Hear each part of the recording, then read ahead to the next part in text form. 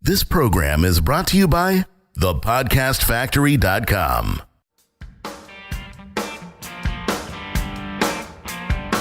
Hi, my name is Igor Kheifets, and this is the List Building Lifestyle, the only podcast which delivers cutting-edge conversion strategies from the online trenches straight to your earbuds.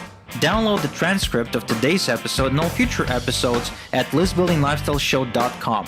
I also invite you to grab a free copy of the Wealthy List Builder Survival Guide at listbuildinglifestyleshow.com/survival. And now, once again, it's time to claim your list building lifestyle. Welcome back to another edition of List Building Lifestyle. Here is your host, Mr. Igor Kheifets. Hey, Jonathan, how you doing, my friend? I'm doing awesome, man. You sound good. You sound strong today. Oh yeah, I'm like an ox. You know, my daughter has just discovered Kung Fu Panda 3, and there's this ox, this evil ox walking around with a couple of blades and swinging them. And she's like, whenever he comes on screen, she's like, "Oh, look, the evil bull, the evil bull." So I kind of sound like that dude. Only I'm not evil. I'm actually furry like a pussycat. Mr. Pussycat, what do you have in store for us today? Well, Jonathan, you know how there's no shortage of influence education anymore. I mean, right now, with the tip of a finger, you can access quite literally like a gazillion different sources of information as far as how to influence somebody to buy something from you or to do something you want them to do. There's hundreds of books on Amazon. There's thousands of online courses. There's dozens of seminars and boot camps. So no shortage of education. However, all these education sources, they all talk about instant rapport building, split-second influence, and so on. But nobody talks about one of the most essential persuasion elements of them all, which is the passage of time. Nice. So we can't just build 1 second rapport? Well, no, I'm sorry, you can't. Although, Jonathan, let's be honest, some experts will tell you, of course you can. I mean, all you have to do is just get your tonality right and, make sure your body language is on point. But let's be honest. How many times did you see somebody for the first time and 10 seconds later you threw yourself into their arms or gave them $10,000 or something? Doesn't happen quite often, right? There needs to be a time buffer, between them meeting you or first finding out about you and them giving you money or doing something you asked them to do. If we're talking about a major commitment. Like the other day, I got an email from a potential client who wants to apply for coaching. And he says, "Igor, I've been listening to your podcast for the last couple of months, and I've also heard about you, before that. And now I'm ready to move out of my, I think it was trading business, and, kind of venture into online marketing. So I wanted to see what kind of coaching programs you've got." Well, let's be honest. It took him a while. And this guy sounds like he's got money. So he's not supposed to be timid and scared and frustrated and overprotective of his, financial capital or whatever. But, it took him a while, listening, researching, investigating, talking about me with other people before he felt comfortable to just reach out. He didn't even buy anything yet. He just reached out to ask what I got on sale. Have you ever read Neil Strauss, The Game? Yes, I actually read it about 6 months ago. Oh, you know what it reminds me of, what you're saying, the passage of time. One of their techniques is to move the girls from location to location to speed up the passage of time. And that's what I was just thinking about. How can we move people around to make time move faster? Well, actually, there is a trick. And I wasn't planning on, revealing it or anything, but My bad. yeah, now I kind of have to. So, what you're referring to, just to make sure our audience is aware of what we're talking about. What you're talking about is the pickup artist strategy to move a girl from one bar or venue into another one and then into another one, which then makes it seem like you spent a lot of time together, like you've shared a bunch of experiences together, puts you guys closer to each other emotionally. The Yes. same thing could be achieved online if you, quote unquote, attack, or hit your prospect through different media, which is, of course, one of the greatest things about this podcast is I can talk about how we, practice what we preach. So if you're following me around, you're listening to my podcast, you're getting my emails, you're watching my videos, you're probably following me on Facebook, that's at least 4 different media where I'm engaging you. And that is contributing to the idea that we are now getting closer and closer because I'm everywhere. I'm a part of your life. Nice. I didn't Yes. mean to sidetrack you, but dude, there's such an opportunity there. So when it comes to influence, passage of time in any one of its forms, either the classic form of actually letting time pass, or maybe speeding up the time a bit through the engagement of, through different media, either way, it is absolutely critical, which is why you should not be frustrated if you ran a solo or a Facebook ad or promotion of some sort and they did not buy from you right away. And that is one of the most common issues I see out there right now. People are so frustrated. I've seen people jump systems, and I'm serious, Jonathan. So somebody invests like 10 grand into a marketing program, runs a couple of promotions, doesn't make instant sales, and immediately proceeds to invest into a different high ticket program, believing that this other program isn't good enough because it didn't produce sales. So they move into another one, spend more money, hoping that they will. And of course, Jonathan, never happens. So they keep investing, and this can go on for years until they just run out of money and quit the business. Yeah, I've seen that. I might have played that part a couple times in my life. Yeah, I guess it's one of the, subversions of the shiny object syndrome, or the way, we call this the shiny object syndrome, but that's what people do. But they ignore this element, the passage of time, which is absolutely required. I mean, think about relationships. You're a married man, I'm a married man. It took me 3 years to propose to my wife. If I proposed on the second date, guess what would happen? I would get probably a kick in the balls or something, and she would go away because I'd be, she'd be like, "Oh my God, this guy's so weird. I don't want to deal with him anymore." Yeah. It took me, Jonathan, and I'm willing to admit it. Okay, I'm willing to stay this out in the public. It took me 2 weeks, 2 weeks to get her to agree to have sex with me. 2 weeks? And I was good, man. I was good. I was handsome. I was well spoken. I dressed well, and she was into me. You could see that, we were always holding hands and everything. But it took me 2 weeks to have sex with my wife. 2 weeks is it's a fair amount of time for somebody who's 19 years old. So it just again tells you that, hey, engaging the prospect is one thing. Starting the relationship with the prospect is one thing. But damn it, converting them is a whole other animal. And you have to allow the passage of time to build the necessary trust for them to agree to buy from you. No kidding, man. That's part of our society's problem, isn't it? We have this microwave, instant gratification, entitled society. And when you have to actually put in some work and wait for a return on your investment, most people just aren't in that mindset. I wonder why. Well, McDonald's? Can we blame McDonald's? Maybe. Yeah, it's the fast food society, and everything's instant. The internet definitely contributed to that. And, I see a lot of people kind of treat offline businesses differently than they do online businesses. If someone starts an offline business like a shop or anything, they're really patient. They can go for 6 months not making any money, and it'd be like, okay, just takes time to build. I need to build my customer base, etc. But when it comes to the online business, I see a lot of people get in saying, hey, I need to make money really, really, really fast. That's why I'm here. Yeah, but why is this supposed to be any different? I don't understand. Just because you have a larger pool to fish in, well, guess what? Then the competition is larger as well. And you can't really escape that. So while the territory you're hunting on is pretty vast, but you also got more hunters. So, the marketplace condition is pretty much the same.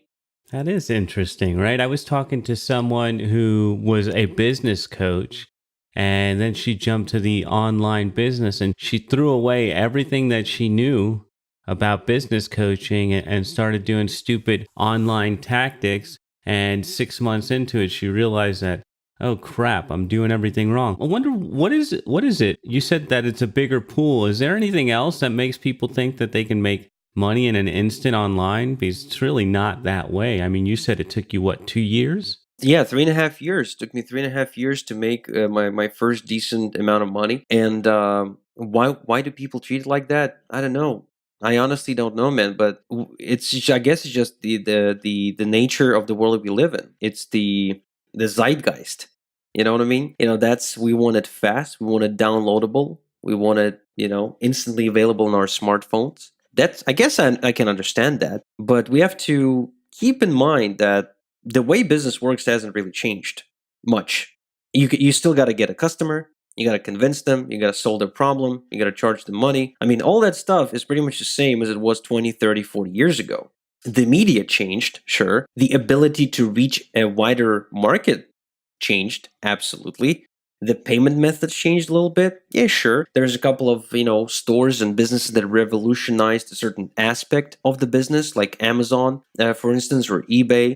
Yeah, absolutely. But the foundation, the basics never change. And people forget about that. They just do. That's just how people are, which is why I want this podcast to serve as a constant reminder to not fall for all these, micro traps, which not only, create false expectations, but also keep you back from success for years. The only reason I'm mentioning all this stuff is because I myself am guilty of making all these mistakes. So I know exactly how they hold you back. I think that you touched on a key point there. Like for me, when I left electrical work and got into real estate, I didn't know anything about business. So I had to figure a lot of things out by trial and error, more error than anything else. But maybe that's one of the things, right? Because people jump online, they don't know anything about business. They're trying to leave their job. They're trying to get more security, and they really don't know what the hell they're doing. And so it takes them even longer to actually get the results they're looking for. Well, not only they don't know anything about business and they don't see this as a business, which is a problem in and of itself, but they also don't know anything about persuasion. They don't know anything about influence. They don't know anything about sales or marketing. And they refuse to see those as a necessary skill required to succeed in this field. They honestly believe that the technology alone is enough to make them money. And that is one of the largest issues we're facing today in the home-based business space. Technology is not the solution. Technology is a tool which allows you to reach your clients.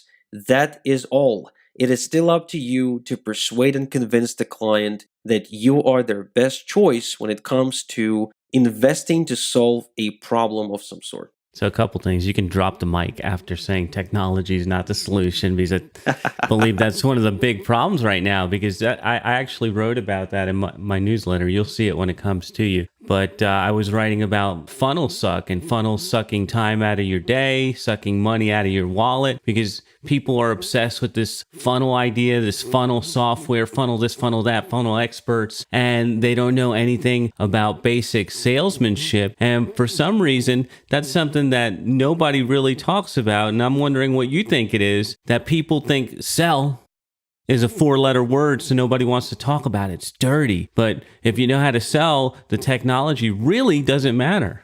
Well, it's simply because they don't understand what that really means. There's a great book which we recommended on the 7 Books That'll Make You Millions episode, where we spoke about, Harry Brown's The Secret of Selling Anything. And I believe anyone who feels queasy or weird about selling and doesn't know how to do that should read that book, because they'll discover that selling is not the used car salesman stuff. Selling is not the bad thing you do, to ram a nasty product down someone's throat. Selling is actually a good thing. Selling is something you actually do on a daily basis. You don't even realize it. And selling is a necessity in your business that can define whether or not you're going to be in business next year. It's one of those things that is kind of underrated. And like you said, it's heavily misunderstood, because I'd love your opinion on it, but for me, selling is finding out what your market's problem is and seeing if there's a way to tie that problem to your solution. So that's actually you solving problems. That's what selling is to me. Yeah, you could say that for sure. I mean, you will get paid to the extent that you're able to solve problems for your marketplace, and that's definitely it. I guess I'm referring to selling as in the process of communication between you and the prospect when you explain to the prospect how your solution is going to solve their problem, right? The actual need to solve someone's problem should precede the sales conversation, in my opinion. Yeah. Okay. Makes perfect sense. So I'm over here hijacking your show. My apologies. I get hot about selling. So what other thoughts do you have for the list builders? Well, let's do a quick refresher, right? We spoke about the There is no shortage of information and influence, but most of it lacks one critical element, the passage of time. So everybody looks for the instant sale when in reality, instant sale is really unlikely to happen unless the prospect has been following you around for a while before, reaching your sales pitch, if you will. So this is not to say that you should now wait for 2 years before someone commits to you, but this is to say that you must install the element of passage of time into your marketing strategically. You must make it happen because this way you'll have much higher control of your sales process. So, Igor, what would you say, or is there actually a reasonable amount of time where you say, all right, so these people came in here and they bought here? Do you have an idea of what that should look like, or should you just keep people on your list forever? How do you do it? Well, that's the kind of thing you got to let the person decide. So some people will take 8 months, some people will take 8 days, some people will take 8 weeks. It really depends on where they are in their life and how pressing the issue they're trying to solve is. So with that in mind, you just got to let people take their time. That's all. And the best way to do it is to detach yourself from the outcome. Like when you market, don't think of the sale. Market with the purpose of building rapport and establishing trust, right? Not so much closing. Closing is something you do once the prospect is already sold on you. Until then, your job is to build rapport. And if you market from that point, from that perspective, you will not be obsessed with the when's the sales going to come from, when the sales going to come from, because that creates neediness. And neediness, as we know, repels the prospect. Smart. And so a little more technical question for you. When people come into your funnel, is there a time frame in which if they don't buy, you'll delete them, like 2 years into being in your database, you delete them, or do you just leave everybody on the list forever till they either buy or get off themselves? Yeah, well, let's be honest. If they haven't opened a single email of mine in the last 6 months, then there's no point keeping them on the list simply because they're either not receiving the emails or maybe they're not interested anymore in me or the product or both. So I'm definitely deleting them. But if they keep reading, I'm definitely keeping them. And I'll let them take as much time as they need because obviously they're getting some sort of value out of this communication. So whatever that is, I'll let them have it. Nice. That was a good little tip. So what do you have coming up for us next time? Well, next time I'm interviewing a man who I've known for years who might be the only person I know who actually makes money in his sleep. The kind of thing that everybody wants to sell you on, make money in your sleep, make money on vacation. This guy actually does. And he lives the 2-hour per day work week, 5 days a week. That's how much he works. You cannot get him to do anything else. 2 hours per week, completely automated business, ridiculous profits considering the amount of time he puts in. And it's like he's like the nicest guy in the world who hates hype or any of that stuff. So I look forward to sharing his wisdom and model with the list builders. All right, looking forward to that. So that's a wrap for another List Building Lifestyle. Thank you, Igor. Thank you, List Builders. We'll be back with you next time. Thank you for listening to the List Building Lifestyle. Make sure to subscribe on iTunes or Google Play to never miss an episode. Because who knows, just one conversion tactic we share on the show might double your list and double your business. Download the transcript of today's episode and all future episodes at listbuildinglifestyleshow.com. And don't forget to claim your complimentary copy of the Wealthy List Builder Survival Guide at listbuildinglifestyleshow.com/survival. This is Igor Kheifets, and until next time we talk, have a good one.